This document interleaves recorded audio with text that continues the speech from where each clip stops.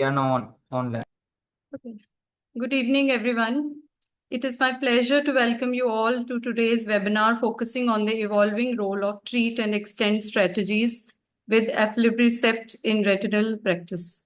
As we all know that the management of neovascular diseases, especially the AMD and the diabetic retinopathy, has been transformed by the antiviral therapies. And among these, Eylea has established itself as a cornerstone treatment, offering not only a robust visual outcome, but also the potential for improved durability. Initially, fixed dose regimes laid the foundation for the therapies, but as we all know, the real world practices demand a more individualized approach. And this is where the treat and extend regime has gained prominence, aiming to maintain the efficacy while reducing the treatment burden for both the patients and the healthcare workers. So today's seminar or today's session will explore more of these aspects. I take the privilege to welcome my esteemed speakers, Dr. Kanwaljit H. Madan. She needs no introduction. She is a vitreoretinal surgeon and a uvea expert at Thindai Hospital. And Dr. Pallavi Singh. She is assistant professor in the Department of Ophthalmology at Dayanand Medical College and Hospital Ludhiana. And she is also a very well-renowned vitreoretinal surgeon and a uvea specialist. I also welcome my esteemed panelist, Dr. Shubneek Kaur. She is a vitreoretinal consultant from CMC Ludhiana. Dr. Mehak, she is also a VR consultant from Sohan Singh Eye Hospital, Amritsar. And Dr. Sophia, she is a VR consultant from Dr. Om Prakash Eye Hospital, Amritsar. So I welcome you all. And without wasting any further time, I'll invite Dr. Kanwaljit Kaur to give a talk on aflibercept treat and extend long-lasting benefits and reduced treatment frequency in age-related macular degeneration. Thank you, Dr. Gurvinder, for kind words.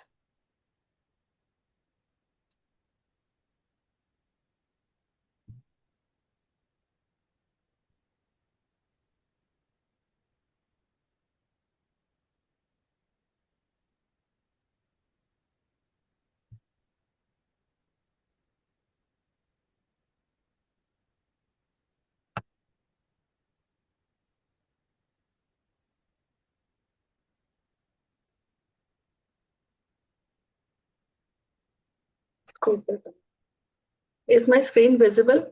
Yes, it's visible. Am I audible? Okay, yes. Thank you. इसको नीचे करना ऊपर से आ रहा है ये ऊपर वाला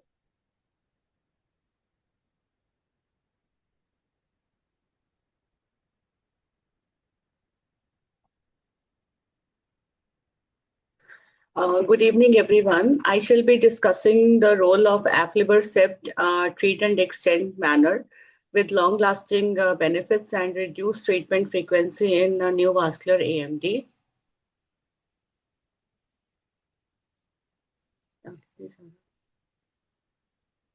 I'm sorry, the slide is not moving. These are the few disclaimers. There is a current unmet need in the treatment of neovascular AMD patients. The need for reduced treatment burden with current anti-VEGFs for patients is increasing. And in 2022 EURetina Clinical Trend Survey, 72% of the respondents agreed that quantity of injections is the largest unmet need with current anti-VEGF treatment. And the concerns regarding unmet needs of anti-VEGFs, they have increased overall, but extended duration of action and the treatment burden remains the main issue. There is variation in the VEGF suppression time from patient to patient, which indicates a need for individualized treatment. The mean duration of VEGF-A suppression by aflibercept is approximately 71 days, and the duration of VEGF-A suppression varies up to 16 weeks in neovascular AMD patients. So implementing a treatment and extend regime in clinical practice in aflibercept treat and extend protocol, the treatment is started with one injection per month for 3 consecutive months and then the treatment interval is then extended to 2 months. The patient will receive an injection at every visit with no monitoring between the visits, and the time between treatments is gradually extended until there is recurrence of the fluid or decline in the visual acuity in order to determine the maximum treatment interval with disease stability. And we have to treat more frequently if there is decline in vision or the fluid recurs. This is the treatment strategy. We treat until the disease is stable, and then we extend the interval until there is recurrence of the fluid or decline in the visual acuity. And we decrease the interval to previous stable interval if there is recurrence of the fluid, and we maintain the patient at this interval. That will minimize the treatment burden and fluid fluctuation. The durability of current anti-VEGFs is the Razumab treat and extend regime requires a high burden of treatment to maintain the vision gains through year 2. There have been studies in Hawk study, approximately 45% patients, and in Harrier study, approximately 39% patients, they were maintained on 12 weekly dosing with Broly 6 mg by week 96. Mean number of injections over 2 years required in Broly, it was 10, and in Aflibercept, it was 11.7. And despite the option to extend to intervals of 12 weeks, patients treated with Broly received only 1.2 fewer injections than those receiving Aflibercept on a fixed 8-weekly regime. Despite the relatively high molar concentration of Broly, its relatively small molecular weight means that its half-life is short and it is cleared from the vitreous cavity early. When administered at 8 weeks treatment intervals, Faricimab 6 mg will increase the treatment burden as compared to Aflibercept. And it has been shown that up to 25% of patients receiving Faricimab, they could not be extended beyond 8 weeks interval at year 2. And patients receiving Faricimab 6 mg are likely to have increased injection burden because there is one more loading dose in Faricimab as compared to Aflibercept. So according to European Public Assessment Report, the Faricimab treatment schedule does not reduce the treatment burden compared to the treatment with Aflibercept, but rather it will require one additional loading dose for the initial steady state. Like in Eylea, we are giving 3 loading doses for 3 months, but in Vabysmo, we are giving 4 loading doses for consecutive 4 months. So there is increase in one loading dose. So durability versus Aflibercept, the study design in Tenaya and Lucerne prevented direct comparison of durability between the groups. And the applicant has not demonstrated that is durability of the effect because the study design did not allow for a fair comparison to Aflibercept because the Aflibercept arm using the same dose as the Faricimab was not included in the trials. They also used 6 mg of Faricimab, which is higher of the 2 tested concentrations, that is 1.5 mg of Faricimab appears to be effective in some of the trials. So some patients, they are very responsive to anti-VEGF therapies and they may require less dosing, which is already known from the clinical practice. So one loading dose is more with the Faricimab as compared to Aflibercept. In Altair study, they assessed the efficacy of 2 different Aflibercept treat and extend regimes in neovascular AMD. The 2 groups was 2 weeks interval was the period was extended to 2 weeks, and in the other group the period was extended to 4 weeks. And the treatment visit was if we are giving 3 injections for 3 months, then in 2 weeks group the interval was extended to 2 weeks, and every time the patient comes. And if the disease is stable, the extension will remain up to 2 weeks. And if there is recurrence of the disease, that is minus 2 weeks from the last interval. Similar is the case with the 4 weeks. In this, the period of extension from the 3 consecutive dose was 4 weeks. So we extend the treatment if there is no fluid present, no loss of visual acuity letters, no increase in central retinal thickness more than 100 micron, and there is no new vascularization, no new macular hemorrhage. And we maintain the patient on that interval if there is residual, but there is decrease in the fluid, but there is no loss of the visual acuity letters, no increase in the central retinal thickness, no new vessels, no new macular hemorrhage. And we decrease the period if we see there is activity of the disease, there is fluid, there is loss of the visual acuity, and there is increase in the central retinal thickness, there are new vessels, new macular hemorrhage. So this study, it has included an option of maintain. So the patient can be maintained on their current injection interval in the presence of the residual but decreased fluid. The data from pivotal randomized controlled trials, they support the efficacy and durability of aflibercept 2 milligram in patients with neovascular AMD. Altair study was a multi-center randomized open label phase 4 study in treatment naive patients with neovascular AMD. And they have seen there is a gain of letters plus 7.6 on the visual acuity chart in the 2 weeks group, and the number of injections required was average 10.4. And in 4 weeks group, the letter gain was 6 letters, and main number of injections required on the average was 10.4. And the proportion of patients who were maintained at 16-week interval at the final visit was 41.5% in the 2-week group and 46.3% patients in the 4-week group interval. So by week 96, 56.9 to 60.2% of the patients, they were maintained at an injection interval of 12 weeks and beyond. So the mean last injection interval in the 2 weeks group was 12.2 on an average, and in 4-week group was 12.5. And the patients, they can be extended beyond 12 weeks.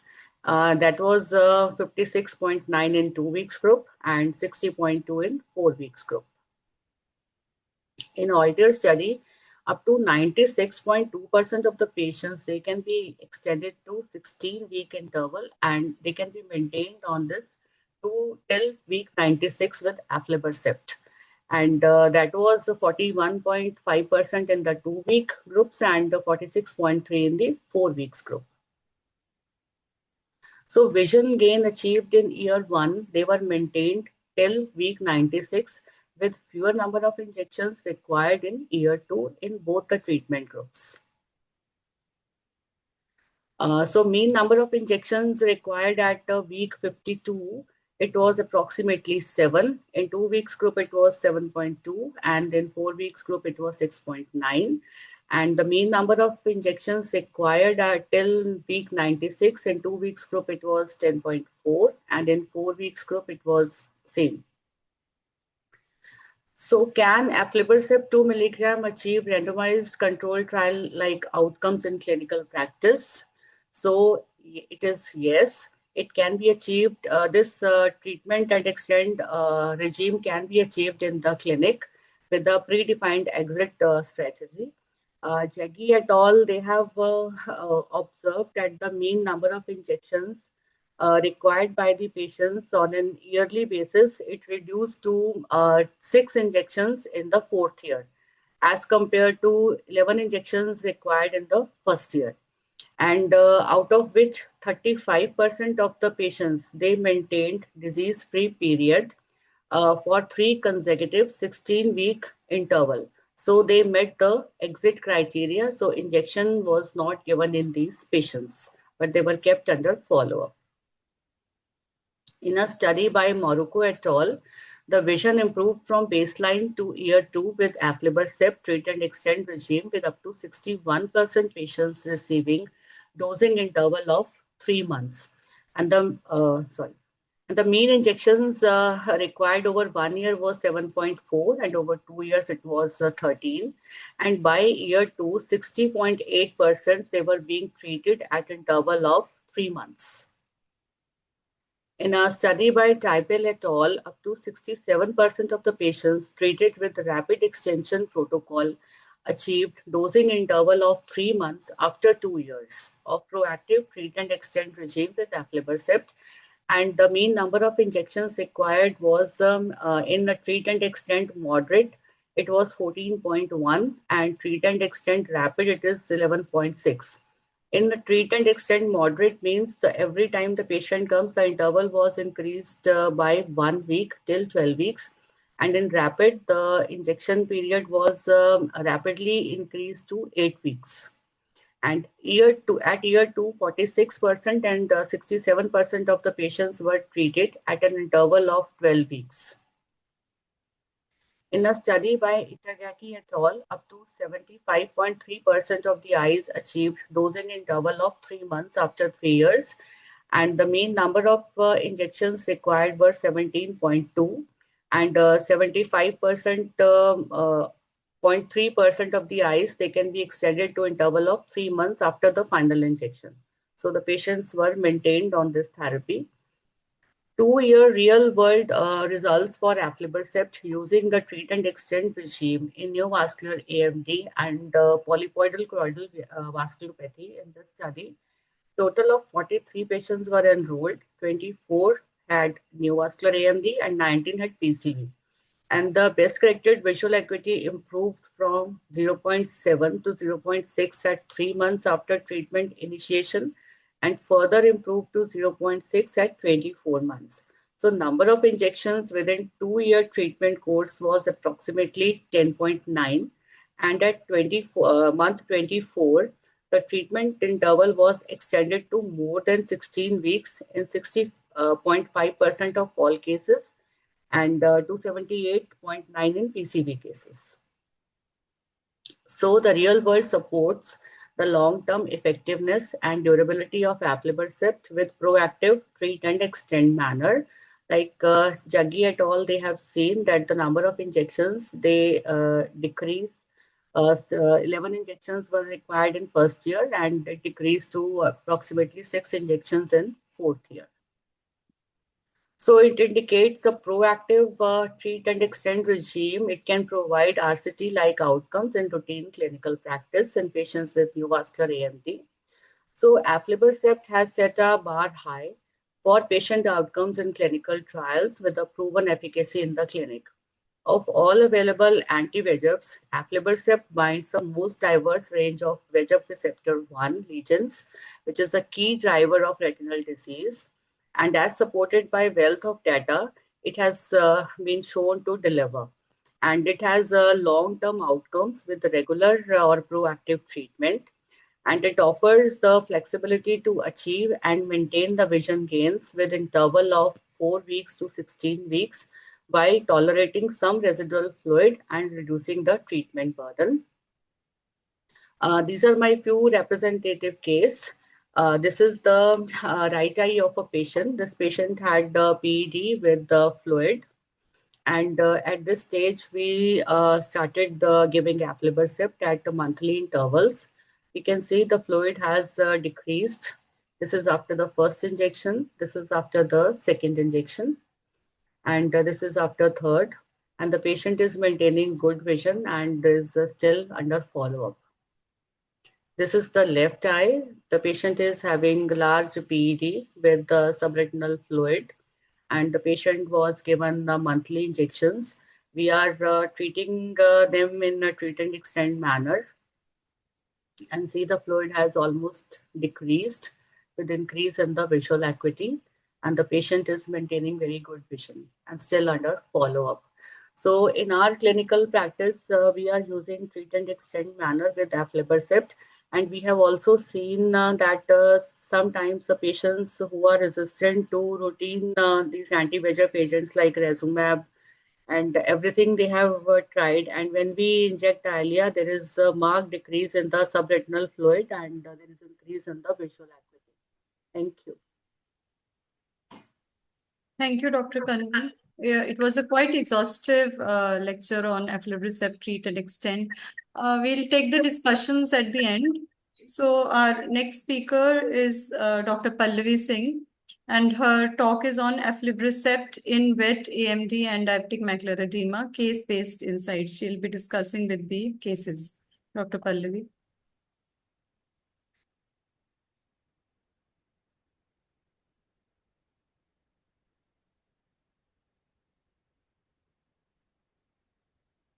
Yes. Is my screen visible? Yes, yes, it's visible. So I'll be discussing the cases. So this is my disclosure for today's presentation. So coming to the first case right away. So this is the patient. She was an 84 years old female with right eye non-neovascular AMD and in the left eye having a scarred CNVM. So she came for the routine follow-up and just a second.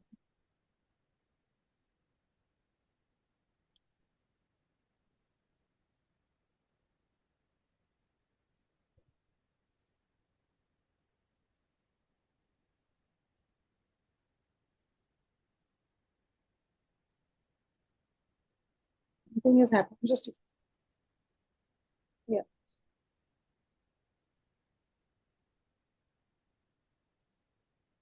So she came for the routine follow-up when her BCVA was, it's just stuck.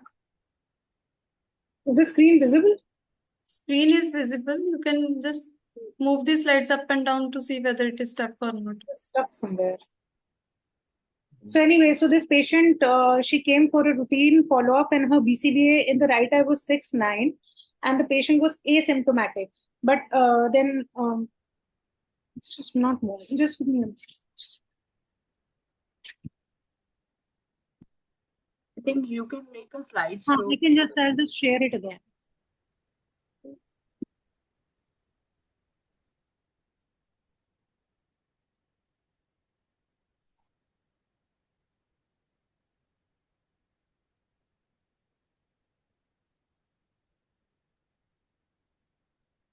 I think I need to reconnect it. I'll just reconnect.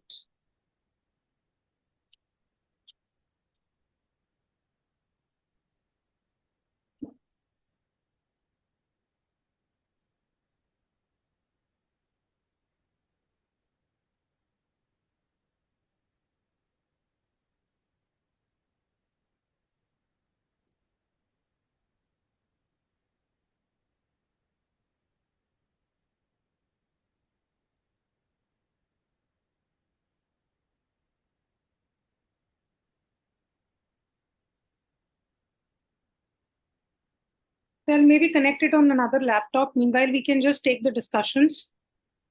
Ma'am, am I audible? Yeah, yeah. We can take the discussions for the first case. That's okay. That's okay. So, I thank all the audience who has joined. So we have a good number of 35 students and the participants. So I'll open this for discussion on Dr. Kanwal's topic, which is the treat and extend regime for Eylea or aflibercept. Anybody has any questions? Can unmute and ask. In the meantime, just think over the questions I'll ask Dr. Kanwal. Do you actually, in your real practice, do you actually use the treat and extend therapy for all the cases, or you're doing it PRN also? No, we are using treat and extend method in all the cases and all the anti-VEGF injections.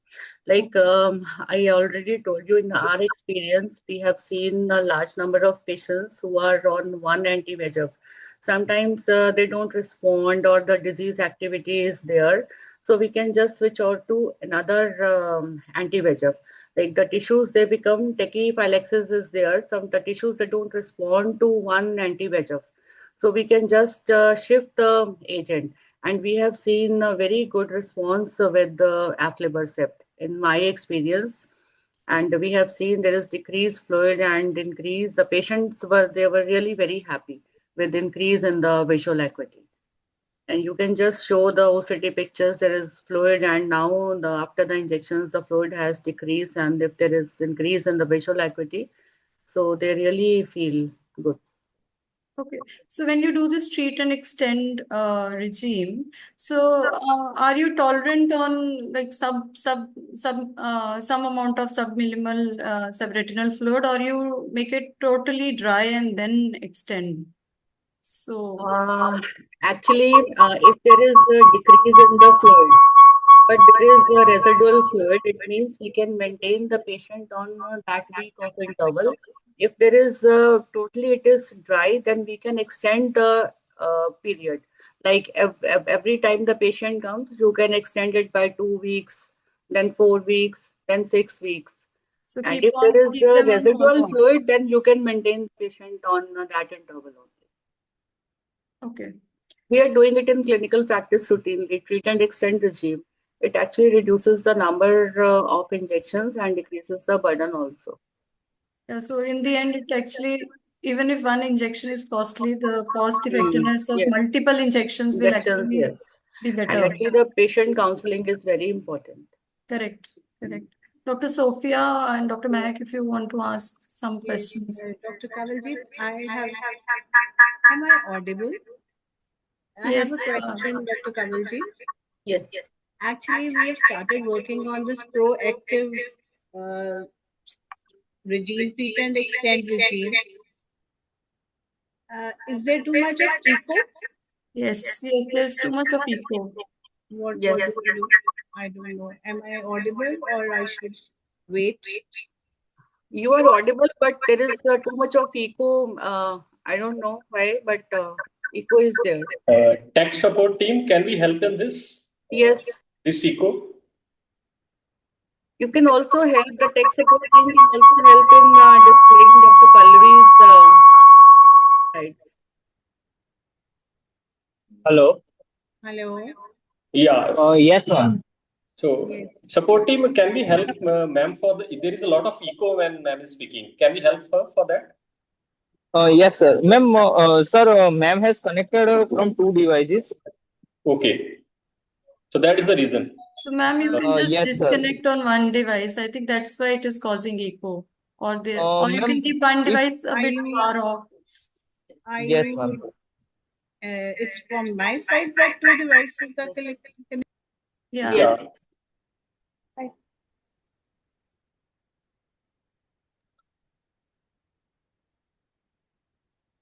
Am I audible now? Yes, yes.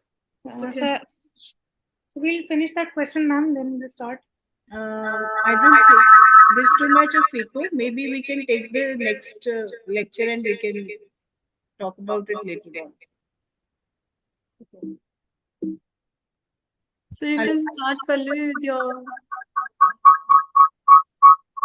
So my first case is of, I'll be discussing AMD first. So this was the 84-year-old female. So she had in the right eye non-neovascular AMD, and in the left eye there was a scarred CNVM.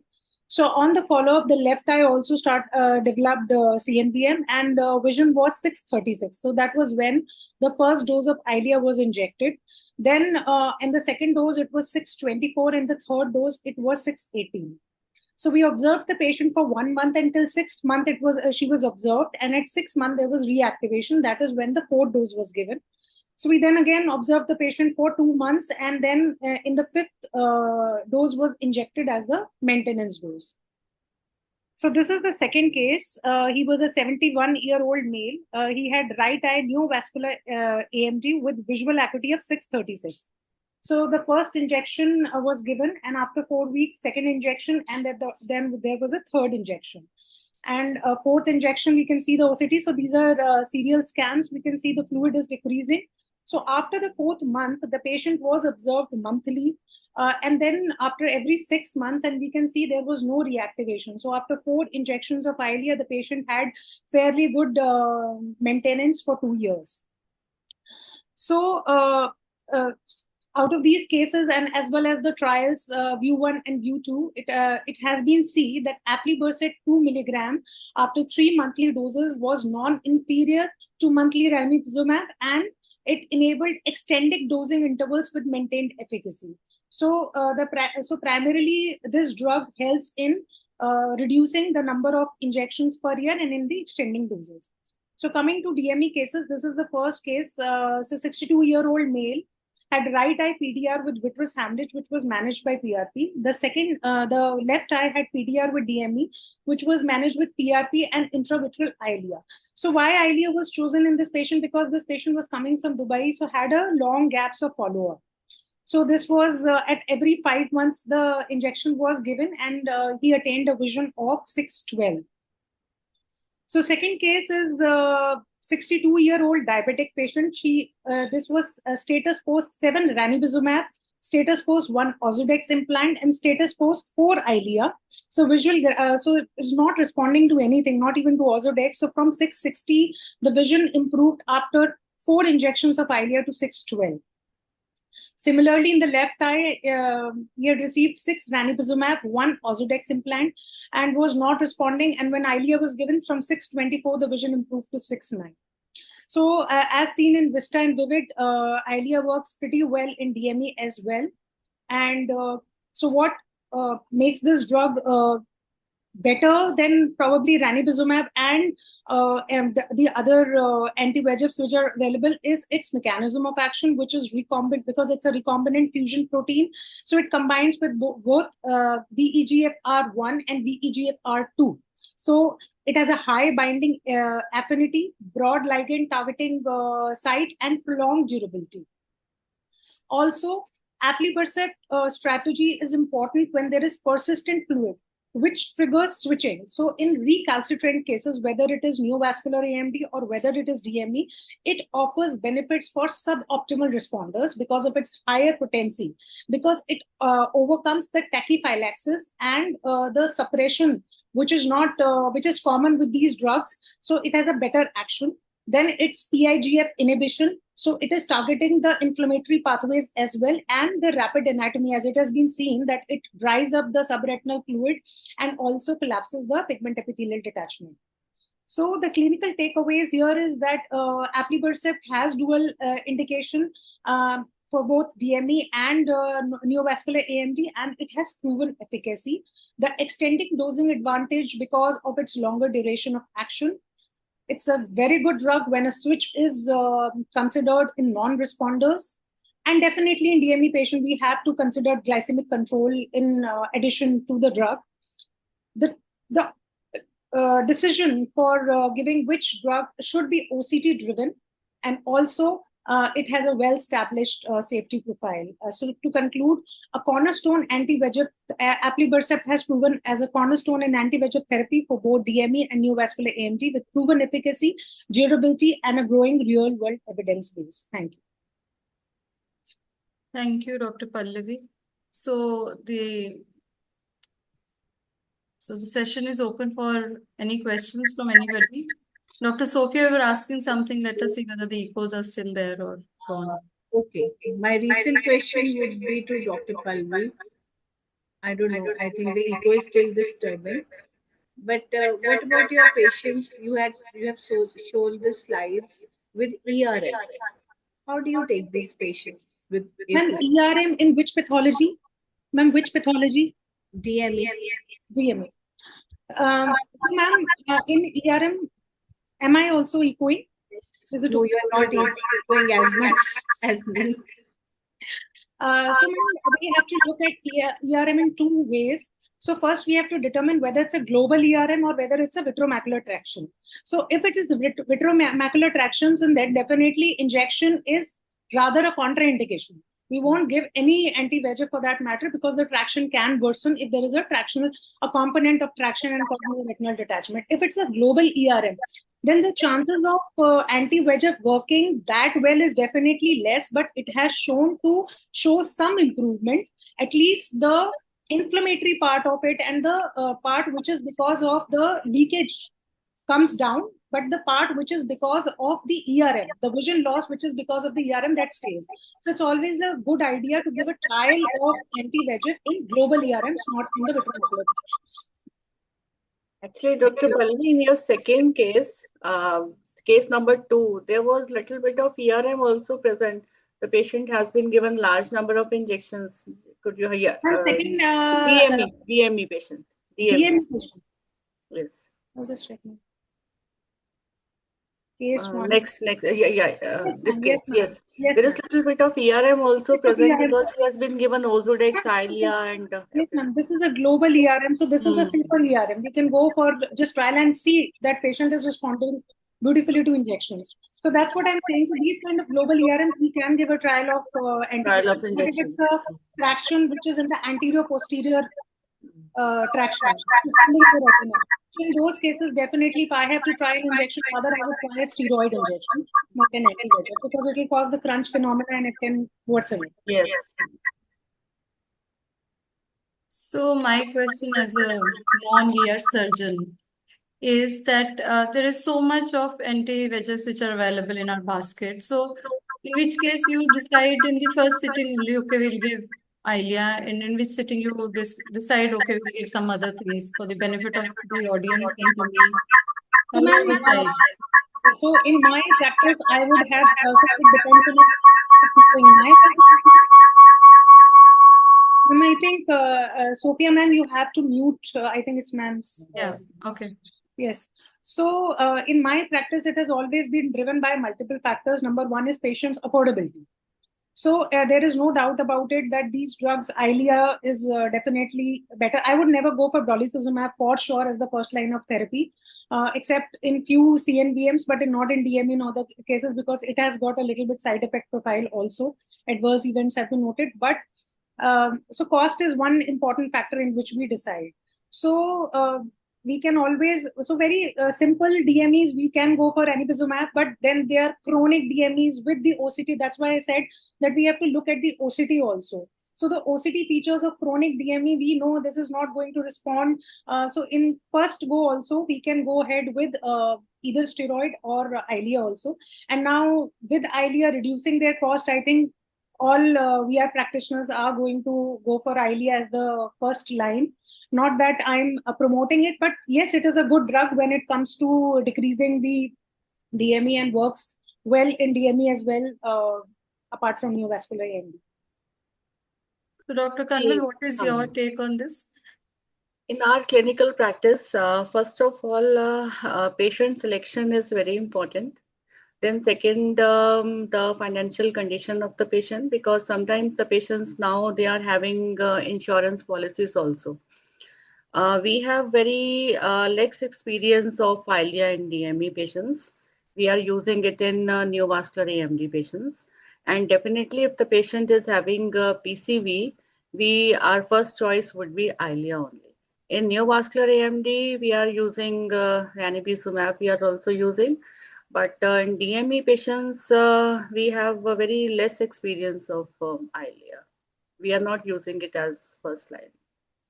By and large, I have been using Eylea and recalcitrant DME. I have never used it as a first line when it has come. But when there is the recalcitrant DME, we would like to do surgical intervention in those cases because recalcitrant means the DME is not resolving. And in chronic cases, the cysts, they won't go with any anti-VEGF. The cyst, when there is cystoid last cyst, it means that there is a chronic inflammation. So any amount of anti-VEGF we give, we have seen they don't work. And sometimes we have to do surgical intervention. But they are very poor prognosis patients. Ma'am, I have a question. Like in cases of DME with ERM, we give anti-VEGF trials. So for how many monthly injections we should give and then see? Because in ERM, definitely some inflammation will be there. So what is the deciding factor when to stop the trials? How many injections to give? So one thing very important is that you have to look at the OCT. So OCT is going to, you have to look at the chronicity of DME. You have to look at what is the amount of traction, how thick is ERM. So you have to look at it. First thing is that. So to call any injection as any patient as non-responder, so classically we take 3 injections.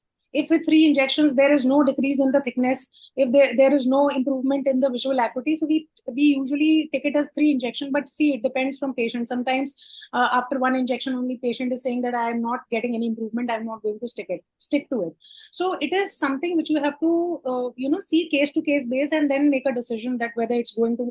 So you have to look at OCT also. So there is no thumb rule that we have to keep on giving this much and then we call it. So sometimes if I know that this configuration of the retina is mainly because of the ERM, so I know that injection is not going to work. So it's, you have to make a case-based decision. Right. Thank you. In patients of DME, Dr. Meg, if you have subtle ERM, they respond better. And if you have sometimes there is DME with ERM, we give injection. And if there is decrease in the macular edema and the patient is maintaining good vision with good systemic control, it's okay. But if there is recurrence of DME, then we have to think of surgical intervention. It means there is some tractional component also. Right. Also, one point I want to make. So, when we look at the OCT, we know beforehand only. So they are how they are going.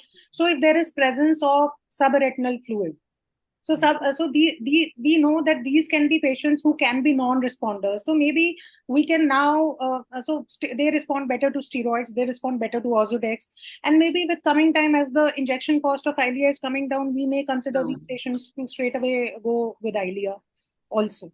So look at the OCT. If there are changes which reflects hyperreflective foci are there, subretinal fluid is there. So all these things, if you are seeing and large big cyst subfoveal, they are there. They are not going to respond very quickly. So you have to make a decision based on OCT as well. Okay. So Dr. Palvi, I would just like to add, I agree with Dr. Madan that these patients, DME patients, don't do very well with Eylea, right? There's always an inflammatory component which Eylea is not able to take. So I think going in for steroids or considering the surgical intervention, according to the OCTs, that remains the mainstay. But if I talk of NAMD, then of course Eylea looks to be very promising with the latest this Altair study, where we are moving forward with proactive treat and the extend regime. So how many of us here, we are really following this regime? Every 2 weeks or 4 weeks, we are calling our patients after 3 injections, loading doses. So, ma'am, Dr. Pallavi, you can continue. So, ma'am, I feel that in real world, the kind of patient we get mix of patients, then these patients are also not very loyal to us, that all the time sticking to us. They may just go around everything. So in real world practice, treat and extend, at least in our country, is not very practical. So it is always a balance of, it's always a culmination of PRN and treat and extend, where we have to find our way through. Sometimes if patient is sticking, we can explain that we'll repeat this injection because you had a recurrence this time, so we'll repeat after. So sometimes they may stick, but sometimes they just lose to follow up, or may come to you after going to some other specialist. So you have, in real world, it's not actually happening. Ma'am may disagree, but ma'am has got what we are doing, like in AMD and PCV patients, we are giving anti-VEGF 3 loading doses for 3 consecutive months. Then we follow up the patient every 2 weeks, 4 weeks. We are extending the period every 2 weeks, and we are doing serial OCT. If the macula is dry, then we can extend the period. And if we see there is decrease in the vision or some subretinal hemorrhage appearing, or there is increase in the fluid, then we have to inject. It means there is recurrence. We are following this method. Dr. Kanwaljit, even we are following this, but I see that this is a very promising thing for the coming time. We can maybe take more of the anatomical configurations in a better way and reduce the burden of injections. But for the time being, recurrent visits, since it's our learning curve as well, that remains the mainstay. But Eylea, yes, it is working well in quite a good number of our patients. Initially, we used to give a lot of Pegenex because that wow effect with NAMD is there with brolucizumab. But Eylea has more sustainable effect and safety profile is much more. So over a period of time, we have shifted a lot to Eylea. And moreover, that decrease in the price again is an promising for coming time. Just one quick comment I want to make. So because the discussion of Eylea and DME or any anti-VEGF and DME was going on, so in two conditions or rather three conditions, anti-VEGF is preferred even if there is ERM, even if all the other things. In chronic recalcitrant DME also, one, if the patient is having glaucoma. So we can't give steroid injections in these patients. I am talking about this because I have a patient with advanced glaucoma. I'm injecting aflibercept only 6 monthly. He's on maintenance. He just comes to me after 6 months. One is that. Second, if the patient is having concomitant PDR. So anti-VEGF will take care of both the things, even if it is a chronic DME. So rather than injecting Ozurdex, this will take care of the broader way, the disease entity as well. And the third will be a recent cardiac history. So in the recent cardiac history, we don't want to give anti-VEGF. We have to shift to steroid in that. So yes, I agree with you, Dr. Palvi. 3 months we are not supposed to give anti-VEGFs or inject intravitreal after any cardiac or stroke issue. Another thing, there's too much of it.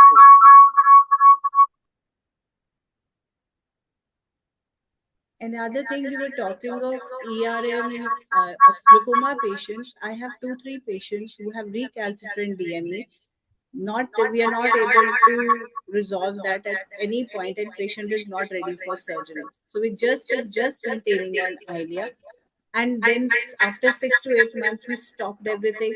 The patient was lost to follow up. She comes after 4 months. She's maintained better than on injections. Maybe she went in for a good diabetic control, but at times we lose our patients also, and we have no other choices. And this is a very well and very important point you have made. So sometimes these non-responders respond well if the diabetes is under control. Yes, systemic control is very important. If this is what we are not looking at, so we are missing the point. So this is also something we have to look at. Yeah, so here, because we have some residents also joined to us. So this thing, when you said the systemic control, I would also like to highlight it is just not the systemic control of your blood sugar levels. So you need to look at some other factors like hemoglobin. That's one thing which is very rarely looked at. So we need to get the hemoglobin also done, because that also doesn't allow the edema to resolve, or the RFT factors and all. So that's also very important. So any other questions or comments from the audience, from the students? Anything you want to ask? Any other concluding comments from our speakers?